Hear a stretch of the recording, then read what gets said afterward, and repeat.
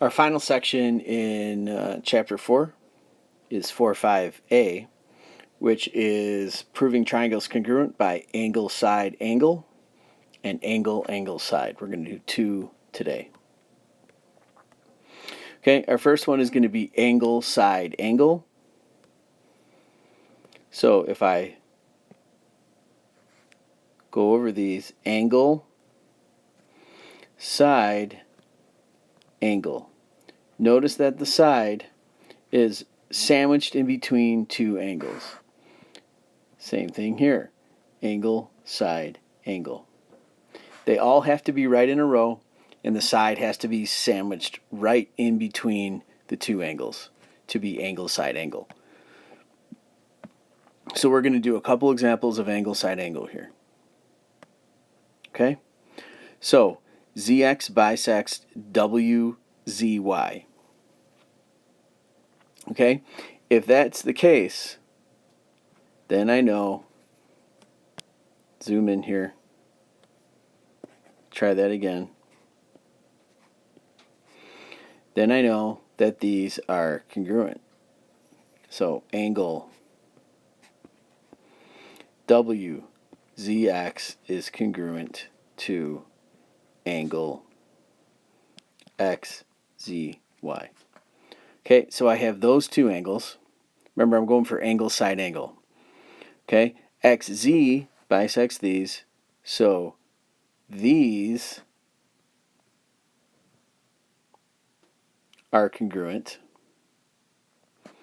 So angle WXZ is congruent to angle YXZ.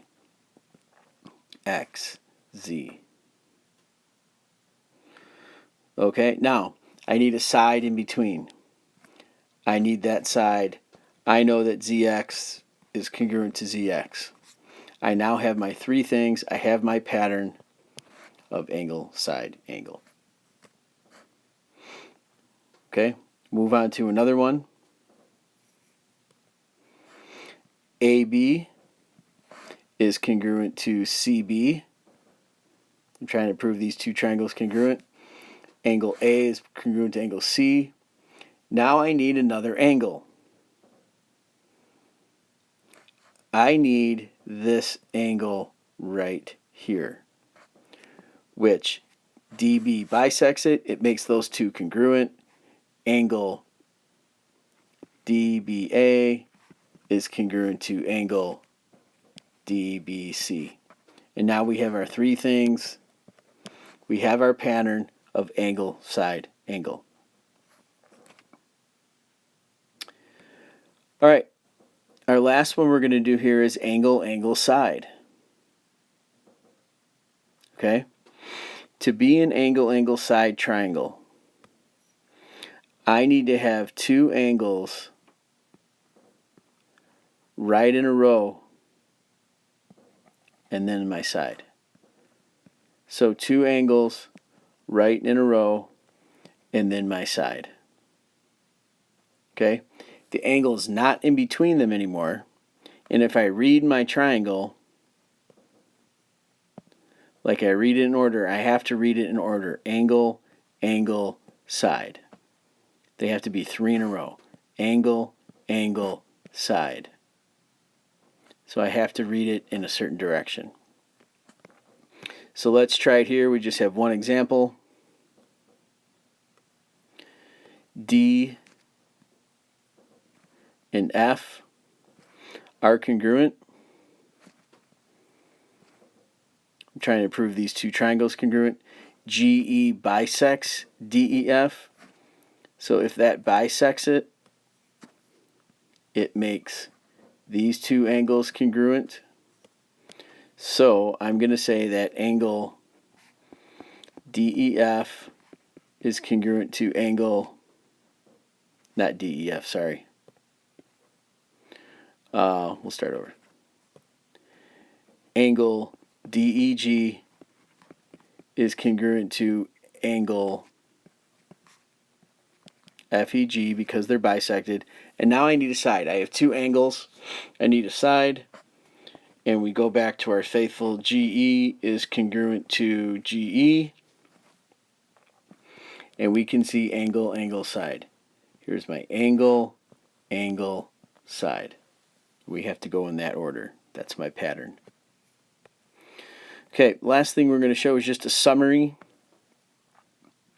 of everything we've learned. This is a great slide to use when you're working on the homework or the quiz or the test. These are the only 4 choices we have. There are 2 choices we don't have. I'm not going to go into the reasons why, but angle, angle, angle. If I have a tiny equilateral triangle or a big equilateral triangle, are those 2 triangles the same? Absolutely not. Could they all have the same angles? Well, yes, they could all be 60 and they all add up to 180. However, they are not the same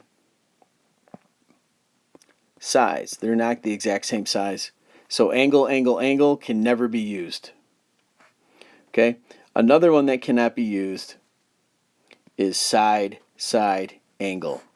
The way I have students remember this, if I spell that word the other way, it'll spell a bad word that we don't want to use in geometry. And so side, side, angle will not work. Okay? So we're also going to cross that out.